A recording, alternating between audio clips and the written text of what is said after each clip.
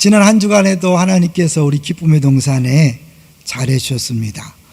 이제 지난 주일날 재정 결제를 하면서요, 1년 동안 총 헌금 그 합계를 볼 수 있었습니다. 우리가 코로나19 어려운 중에도 약 12억 좀 넘게 헌금 수입이 됐어요. 우리가 이제 행사도 못한 게 있기 때문에 재정에는 전혀 어려움이 없었어요. 물론 아시겠지만 우리가 14억을 목표로 했는데 12억 조금 넘었으니까 2억 정도가 부족하죠. 그래서 올해도 10%를 감소한 액수로 예산을 세웠는데, 그래도 하나님 너무 감사하다. 하나님께서 어려운 중에 성도들을 통해서 그렇게 교회를 세워가심을 느낄 수 있어서 감사했습니다. 더불어서 우리 재정국에서 헌금을 새로 오신 분들이 잘 모를 수 있다 그래서 광고 부탁을 했어요. 좀 전에 우리 광고에 나와 있던 것처럼 그 통장에는 7글자 이상을 볼 수 없어요. 7글자까지만 표기가 되기 때문에 여러분이 다 써도 확인이 안 됩니다. 그래서 꼭 이름 쓰시고 생년월일 쓰시고, 왜냐하면 동명이인이 있으니까 생년을 쓰시고, 그 다음에 헌금 종류를 쓰셔야 돼요. 10집 1점은 10, 감사헌금이면 감.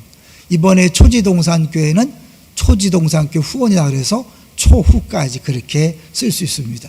만약 이름이 네자이신 분들은 초만 쓰셔야 될 것 같아요. 아시겠죠? 그래서 주변에도 헌금하는 방법에 대해서 문의하시는 분들, 또 하되 너무 글자를 많이 써서 결정적으로 누가 왜 했는지를 모르는 경우가 있어서 이번 기회에 말씀을 드립니다. 두 번째로는 분립개척, 우리 이제 모든 일정이 확정됐습니다. 당회를 통해서 우리 마지막 주일날 파송 예배를 드리는데, 또 마침 때 맞춰서 10%지만 현장 예배를 드릴 수 있어서 감사한 마음이 있고요. 이제 우리 교회에서는 1억 5천을 총 지원합니다. 그리고 이제 목사님을 1년 동안은 또 200, 또 그 다음에는 좀 줄여서 후원하고요. 이제 다음 주에 드리는 헌금을 전액도 이렇게 드리는 거예요. 그러니까 교회에서 공식적으로 드리는 거 빼고 여러분이 다음 주에 헌금한 것 전체를 드려서 이제 교회 비품이나 인테리어 이렇게 할 수 있도록 돕는 거니까요. 하나님께서 마음에 감동하시는 대로 힘써서 헌금해 주시면 감사하겠습니다. 세 번째로는 우리 아나바다 운동을 계속하고 있는데요. 일단 시작하니까 하나님 일하시는데, 꿈, 희망, 미래재단이라는 곳에서 이불을 후원해 주셨어요. 그래서 우리 교회 어르신들에게 따뜻한 이불을 선물해 드릴 수 있었어요. 그러니까 하나님은요, 우리가 작게 시작하면 하나님이 크게 일하시는 거예요. 근데 우리가 시작을 안 하면 하나님이 또 기다리셔요. 우리가 먼저 시작하기를. 그렇기 때문에 우리가요, 주저하지 않고 하나님이 필요하시다, 원하신다 생각하면 바로 시작하는 거예요. 그러면 하나님이 일하시는 거죠. 여러 가지 통로로 섬겨주신 모든 분들에게 감사를 드립니다. 자, 이제 오늘 제목을 한번 보겠습니다. 오늘 제목이 뭡니까? 좀 길죠? 하나님을 떠나서 살아가고자 하십니까? 아마 역대 설교 제목 중에 가장 긴 것 중에 하나가 될 것 같아요. 구약에서 사람이 만든 탁월한 구조물 2개가 있다는 거 아시죠? 뭘까요?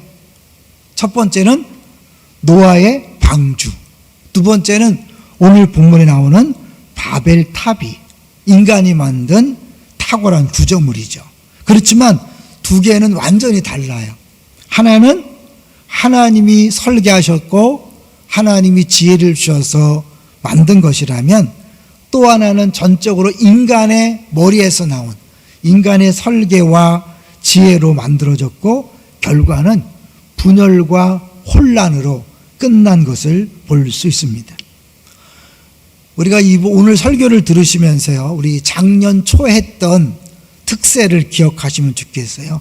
작년 특세가 일과 영성에 대한 것인데요, 특별히 그 7장에 보면 탐욕의 수단으로 일이 변질되는 것을 이야기하잖아요. 사람들은요, 일을 하면서 그 일을 통해 자기를 증명하려고 그래. 자기 이름을 내고 자기를 보호하려고 그래. 그것을 가장 극적으로 보여준 게 바벨탑이거든요.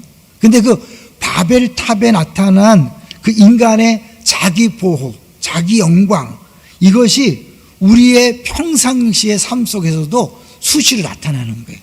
여러분 개인적인 삶이나 직장이나 사업장에서 나타나고요, 교회 봉사할 때도 나타나는 것을 우리가 종종 보게 됩니다. 그래서 오늘 말씀을 시작하면서 여러분의 질문을 드리고 다시 끝날 때 질문을 드릴 거예요. 무슨 질문이냐면, 여러분은 지금 무엇을 만들고 있습니까? 하나님이 지시하신 방주를 만들고 있습니까? 아니면 여러분 자신을 위한 바벨탑을 쌓고 있습니까? 시작할 때 질문을 드리고 또 마지막에 똑같은 질문을 한 번 더 드려보려고 해요. 자, 먼저 우리 오늘 본문을 보시면 이제 바벨탑을 쌓는 얘기가 나오는데요. 먼저 11장 1절을 한번 보겠습니다. 11장 1절 시작. 온 땅에 언어가 하나요 말이 하나였더라. 그리고 2절에 이에 그들이 동방으로 옮기다가 신할 평지를 만나 거기 거류하며, 3절이 중요하죠. 3절 시작.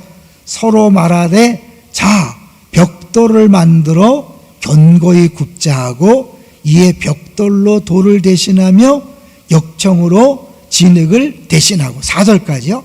또 말하되 자 성읍과 탑을 건설하여 그 탑 꼭대기를 하늘에 닿게 하여 우리 이름을 내고 온 지면에 흩어짐을 면하자 하였더니, 뭘 위해서 탑을 건설했어요?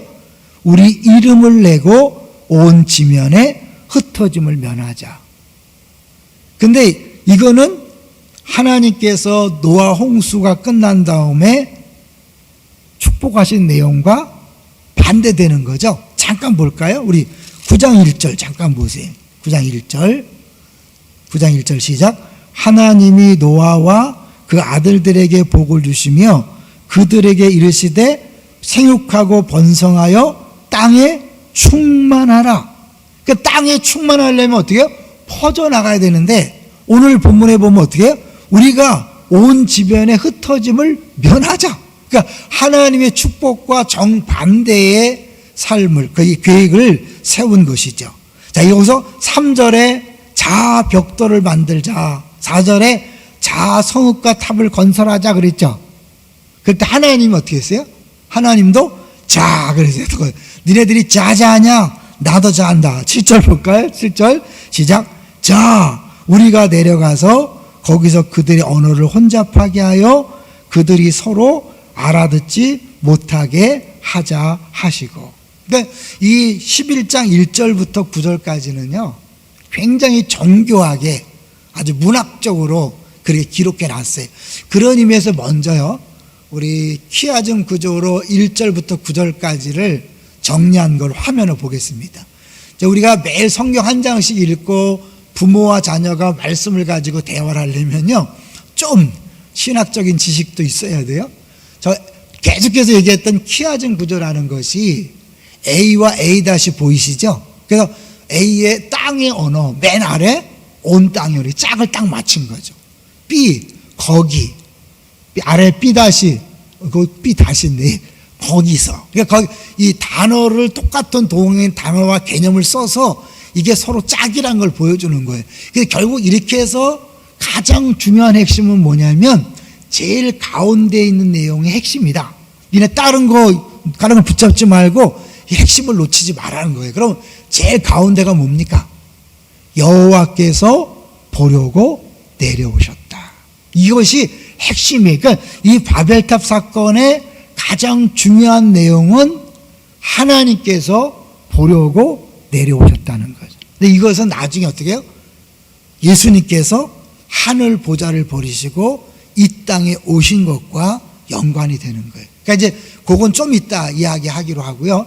결국 이 키아즘 구조로 정확하게 하나님께서 주고자 하는 메시지가 뭐냐면 여호와께서 보려고 내려오셨다는 거예요.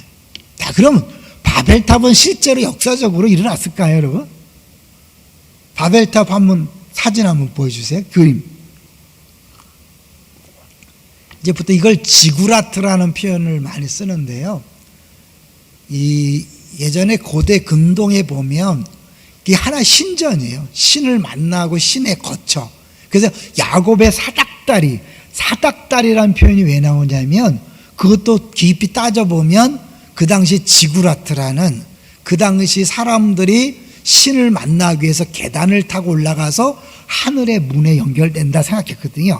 그렇기 때문에 야곱에게 나타난 사닥다리도 저 배경이 없으면 이해가 안 되는 거죠. 그러니까 그들도 바벨탑을 쌓은 것이 단순히 높이 올라가서 홍수를 면하자는 것 플러스 뭐가 있냐면 나름대로 신전을 채운 거죠. 그러니까 하나님 보시기에는 완전히 반역행인 것을 알 수 있는 거죠. 자, 그러면 좀 다음에 볼 때 이제 이 바벨탑이 실제로 있었는가 할 때 여러 학자들이 고고학자들이 이제 연구를 하는 중에 세계적인 비교 언어학자인 막스 밀러, 박스 한번 보여주세요. 막스 밀러라는 사람이 있었어요. 이 사람이 고대의 언어들을 연구하여서 그것들의 유사점과 상이점을 관찰했는데 그의 책 언어과학에서 이렇게 쓰고 있었어요. 우리들은 언어가 취할 수 있는 모든 가능한 형식들을 검사했다. 그리고 우리들은 이 세 분명한 형식, 어근, 어미, 그 다음에 어형 변화들을 인간 언어의 한 공통의 기원과 조화시킬 수 있는가라고 묻는다면 나는 확실히 예라고 답할 것이다. 그러니까 이 성경을 들으면서 저거 꾸며낸 얘기가 아닌가? 전설 아닌가? 이럴 필요 없어요. 이건 실제로 믿지 않는 사람들도 인정하는 거니까요. 하나 더 보여주시면 이제 그 저널리스트들이 언어학자가 연구한 걸 가지고 자기들이 토론했어요.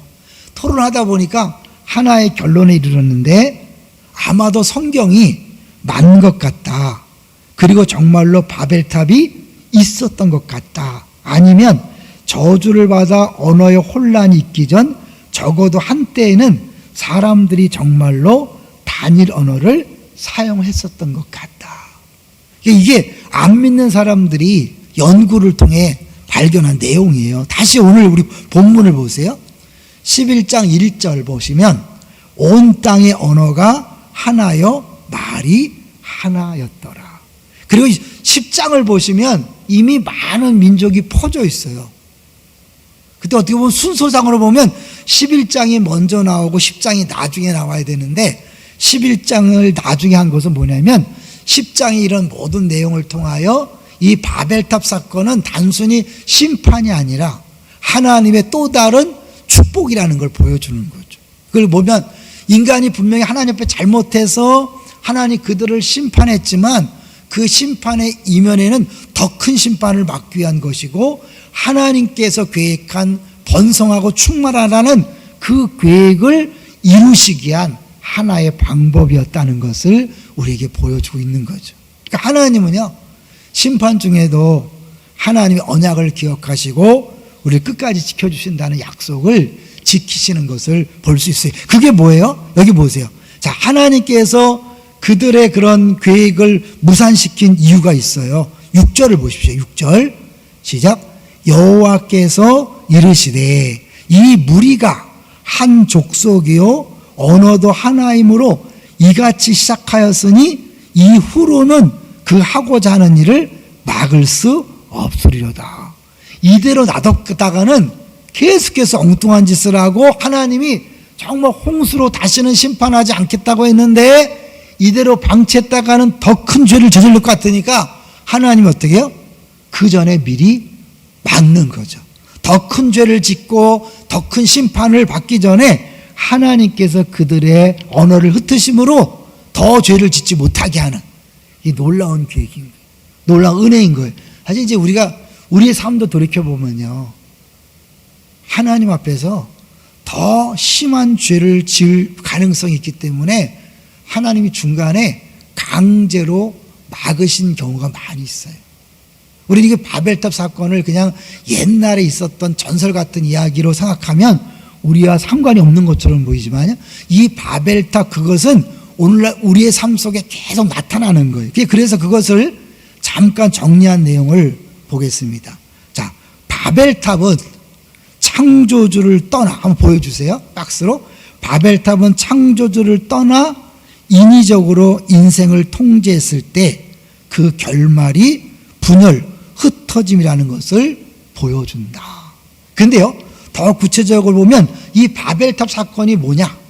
바벨탑은 하나님을 밀어내고 모든 것을 인간의 능력으로 통제하려는 성공의 상징이다. 지금 끊임없이 우리가 남들보다 뛰어나기 원하고 높아지기 원하고 진급하기 원하고 그야말로 성공하기 원하는 그것이요, 바벨탑을 쌓는 행위예요.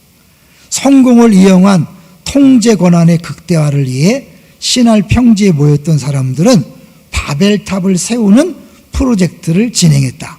사람은 모든 일을 자기 뜻대로 통제할 권한을 극대화하려 한다. 사람은 끊임없이 자기 마음대로 하고 싶어요. 이게 바벨탑이에요, 여러분. 더 많은 통제 권한을 갖는 것이 성공이라 착각하기 때문이다. 좁게는 부모가 자녀의 꿈을 결정 통제하고, 넓게는 사회적 주의를 통해 직장과 여타 사람들과 국가를 통제하려 한다. 애를 자기 마음대로 키우려고 하는 게 뭐예요? 오늘날 바벨탑을 쌓는 것과 다르지 않다는 거예요. 내가 높이 진급하고 높은 자리에 올라서 내가 원하는 대로 모든 걸 해보고 싶다. 이게 바로 오늘날 바벨탑을 쌓는 것과 같다는 거죠. 하나 더 볼까요? 바벨탑은 모든 일을 자기 뜻대로, 계속 같은 말이 나오죠. 자기 뜻대로 통제할 권한을 극대화하는 게 성공이라고 속인다. 네가 성공해야, 그래 네가 모든 위험으로부터 안전해지고 네가 하고 싶은 걸 할 수 있다. 이제 그 얘기를 하는 거예요. 바벨탑 이야기의 결말을 알다시피 하나님을 밀어내고 세웠던 바벨탑은 성공의 쳇바퀴일 뿐이요 황폐의 상징이다. 바벨탑을 세우면 하늘의 문이 닫힌다. 아까 지구라트라 그랬죠. 결국 그들이 하늘을 가서 신을 만나려고 했는데 결국 하늘의 문이 닫히는 거죠. 그래서 신할 평지의 사람들은 성공의 쳇바퀴로서 바벨탑을 세우려다 바벨탑과 함께 무너졌다. 그들은 성공의 쳇바퀴를 따라 무작정 달리다가 먼지처럼 흩어졌다. 이제 계속해서 이런 얘기하니까 너무 멀게 느껴지죠. 저는 말씀을 준비하다가요, 제 인생을 돌아봤어요. 가끔 말씀드렸지만 제가 안산동산교회 중등부 7년 하고 그야말로 잘렸는데 저는 그게 은혜였구라는 생각을 다시 한번 해봐요. 제가 그랬다 그랬잖아요. 그 뮤지컬을 딱 성공적으로 한 다음에, 야, 내가 이 정도의 교사와 이 정도의 중등부 학생이라면 못할 것이 없겠다. 어쩌면 저의 인생의 최고의 꽃이었을 수 있어요. 정말 자신만만했어요. 그런데 그 순간 하나님이 저를 자르셨어요.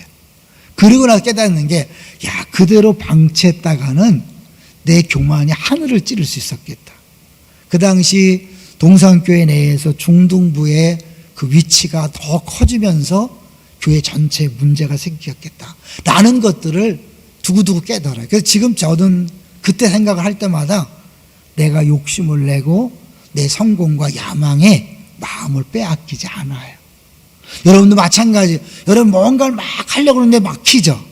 하나님의 은혜입니다.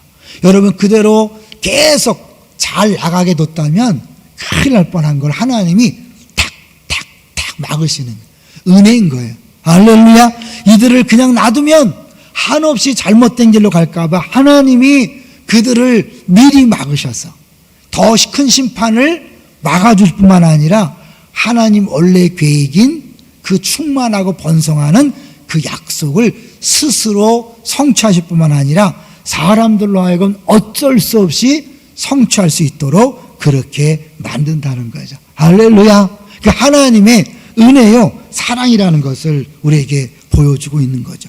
그런 의미에서요, 하나님이 사실 우리의 인생을 늘 보고 있는데요, 우리 딴에는 막 정말 잘하는 것처럼 보이잖아요.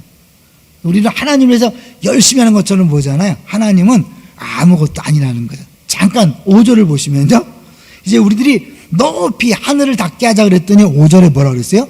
여호와께서 사람들이 건설하는 그 성읍과 탑을 보려고 내려오셨더라. 여러분, 얼마나 작았으면 위에서 안 보이니까 어떻게 내려오셨을까요? 그렇죠? 우리 딴에는 막 높이 산다고 했지만 하나님 볼 때는 어떻게? 너무 작아. 그냥 내려와서 보셔야 돼. 이제 그 정도로 우습다는 거죠. 시편 2편 4절 한번 보세요. 시편 2편 4절. 하늘에 계신 이가 웃으시며 주께서 그들을 비웃으시려다. 우리들이 아무리 크다고 자랑하고 우리가 아무리 연합하고 작전을 짜도 하나님 어떻게 해요? 비웃는 거죠. 하나님의 손가락 하나만 대시면 그냥 끝나는 거죠. 하나 더 보겠어요? 이사야 40장 22절. 이사야 40장 22절. 거기 보면 이제 하나님께서 그는 둥근 땅 위에 앉으시나니, 하나님이죠. 땅에 사는 사람들은 메뚜기 같으리라. 그가 하늘을 찰같이 펴었으며 거주할 천막까지 쳤고. 우리들이 아무리 큰 소리 쳐도 하나님 볼 때 어떻게 메뚜기 같은 존재라는 사실을 성경이 이야기하는 거예요. 그러니까요, 우리가 신앙생활 하면서도 내가 하나님을 위해서 뭔 큰일 하겠다고 생각하지 마세요. 자칫하면 그게요, 바벨탑을 쌓고 있는 죄를 범할 수 있는 거예요. 교회에서도요, 하나님이 여러분에게 지시한 것들만 하나씩 순종하면 돼요. 근데 내가 한번 장이 됐으니까, 내가 한번 리더가 됐으니까 한번 뭘 해보리라. 바벨탑인 경우가 너무 많아요. 하나 아까 이제 덜 읽었는데요. 신할 평지의 사람들은 하나님을 밀어내고 자기 뜻대로 세상을 다스리려 했다. 그들은 하나님을 제쳐두고 모든 일을 자기 마음대로 통제할 권한을 가지려 했다. 그들은 스스로가 하나님처럼 되길 바랬다. 창세기의 표현에 따르면 사람들은 바벨탑을 세워 자신을 과시하고 하나님 위에 인간의 이름을 두려는 의지를 표방함으로 하나님을 대적하려 했다. 결국 어떻게 했어요? 하나님은 그들의 언어를 혼란하게 하여 온 땅에 흩으셨다. 아까 이제 처음에 했던 것처럼 이 전체 문맥의 핵심 뭐라 그랬어요? 하나님이 내려오신 거라 그랬죠. 예수님이 하늘 보좌를 버리고 이 땅에 내려오셨어요. 왜 내려오셨죠? 심판하려 함이 아니라 구원하러 오다 그랬죠. 근데 그 사실은 우리 죄에 대한 심판을 위해서 내려오셨는데 그 심판을 누가 당하신 거예요? 자기 자신이 직접 십자가에서 심판을 다 당하시고 우리들을 어떻게 구원하신 거죠. 근데 이것을 도시라는 측면에서 볼 때요, 히브리서 13장 12절을 보여주세요. 히브리서 13장 12절 한번 같이 읽어보죠. 시작. 그러므로 예수도 자기 피로써 백성을 거룩하게 하려고 성문 밖에서 고난을 받으셨느니라. 왜 성문 밖에서 고난을 받으셨죠? 예레미야를 강의할 때도 잠깐 말씀드렸어요. 하나님께서 이 땅에 오셔서 성문 밖에서 죽으신 건 뭐예요? 성에서 쫓겨난 거예요. 왜 쫓겨났을까요? 우리들을 성 안에 살게 하려고. 이 바벨탑이라고 하지만 엄밀히 말하면 바벨이란 도시에 바벨탑이 쌓인 거죠. 그러니까 도시 건설이거든요. 그러니까 결국 하나님은 에덴 동산을 시작했지만 뭘로 끝나요? 새 예루살렘이란 도시로 끝내요. 그러니까 동산을 시작해서 하나님은 도시로 끝내기 때문에 지금 도시 건설의 역사를 하는 거예요. 그 마지막에 하나님 우리를 새 예루살렘이란 도시에 살게 하시는데 우리를 그 도시에 사는 시민이 되게 하기 위해서 하나님은 친히 성 밖에서 죽임을 당한 거죠. 이해되세요? 그러니까 놀라운 거예요. 그래서 그분이 우리 대신 죽으심으로 말미암아 이제 우리는 하나님과 함께 새 예루살렘에서 살 수 있다. 계시록 22장 3절. 좀 어려운가요? 여러분 두고두고 한번 묵상하면 좋겠어요? 22장 3절 시작. 다시 저주가 없으며 하나님과 그 어린 양의 보좌가 그 가운데 있으리니 그의 종들이 그를 성령. 어디에? 새 예루살렘을 얘기하는 거죠. 하나님과 그 어린 양. 예수님이라는 표현을 쓰지 않고 어린 양이라고 써요. 뭐예요?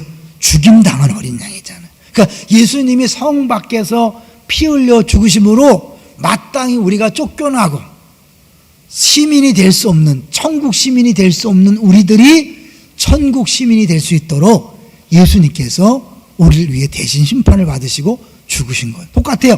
심판을 위해 내려오셨지만 그 심판이 목적이 아니라 뭐예요? 결국 우리들을 구원하게, 하나님의 약속을 이루시기 위해서 그들을 흩으신 것처럼 예수님이 심판자로 오셨지만 자기 자신이 심판을 당함으로 말미암아 우리를 구원하고 하나님 나라의 시민으로 우리를 만들어 가셨다는 거죠. 그래서 결국은 마태복음 5장 14절을 보십시오. 마태복음 5장 14절 시작. 너희는 세상의 빛이라 산 위에 있는 동네가 숨겨지지 못할 것이에요. 무슨 말이에요?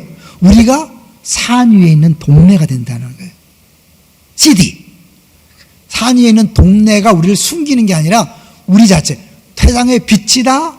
그 빛을 다른 말로 하면 너희들이 산 위에 있는 동네가 되었기 때문에 절대 숨겨질 수 없다는 거예요. 이해되시죠? 그러니까 결국 우리가 하나의 시티가 되는 거예요.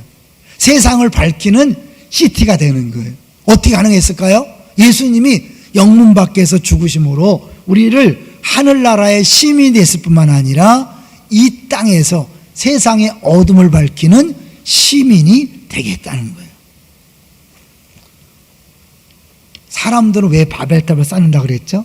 자기 스스로의 노력으로 자기 이름을 내고 자기 입증하고 자기를 보호하기 위해서 한다 그랬어요. 이건 일과 영성에서 말하는 뭐예요?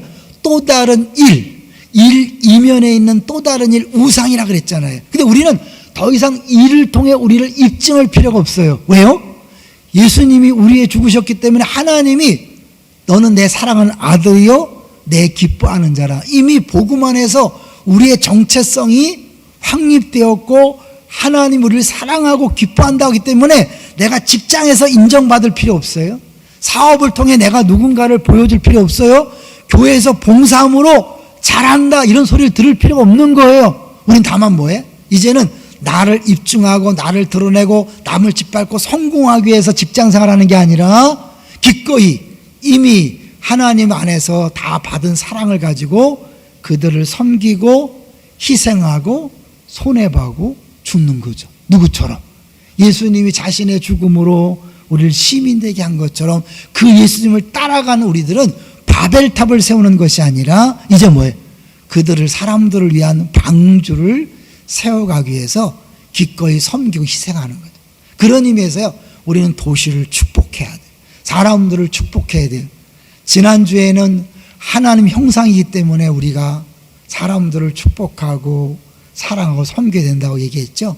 오늘은 하나님이 우리에게 맡겨진 도시이기 때문에 우리가 축복해야 되는 거죠. 축복한다는 의미를요 팀켈러 목사님이 그렇게 이야기하더라고요. 축복한다는 말은 뭐냐면 냉소적이 되지 않는다는 거예요. 제가 이 말에 많이 도전이 됐어요. 나도 모르게 습관적으로 아이씨 안산이 왜 이러지? 요새 또 구마교회라 그래갖고 뭐 이상 그 사이비 여러분 그 교회가 아니에요.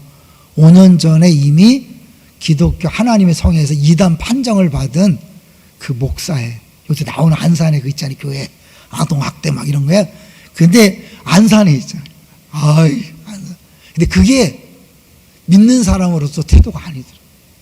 여러분 나라가 마음에 안 들어도 이놈의 나라 이거는 기독교인이 아닌 거예요. 왜? 우리는 마땅히 도시를 축복하고 나라를 축복하도록 부름받은 존재인 줄로 믿습니다. 그 말은 뭐예요? 냉소적이 되면 안 된다는 거예요. 에휴 이놈의 도시 이놈의 나라 아니라는 거죠. 희망을 갖는 걸 얘기하고 격려하는 것이고 사랑하는 것이다. 그러니까 우리는 하나님 우리를 축복했을 뿐만 아니라 세상을 축복하라고 축복의 통로로 우리를 세웠기 때문에 우리 입술에서 냉소하게 되면 안 되고 그 사람 무시하거나 소망이 없다고 말하면 안 되는 거예요. 근데 나도 모르게 습관적으로 나오잖아요. 그러니까 제가 말씀을 준비하면서 회개했어요.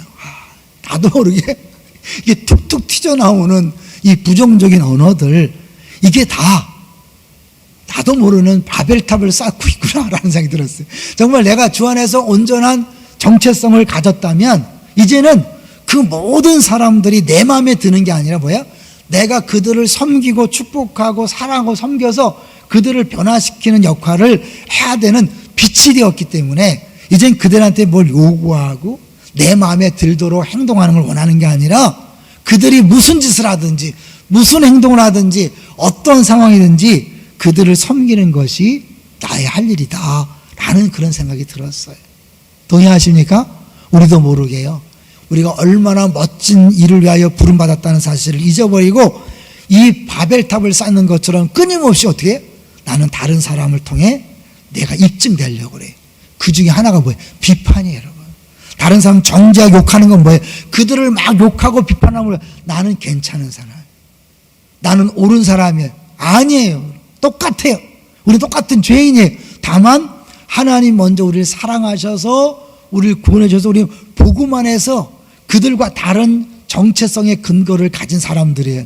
그들은 그렇게 해야만 자기가 이름을 내고 자기가 성공한다고 생각했기 때문에 그렇게 살 수밖에 없는 사람들이 그들을 욕한다면 우리는 그들과 똑같은 존재가 되는 거예요. 아니에요.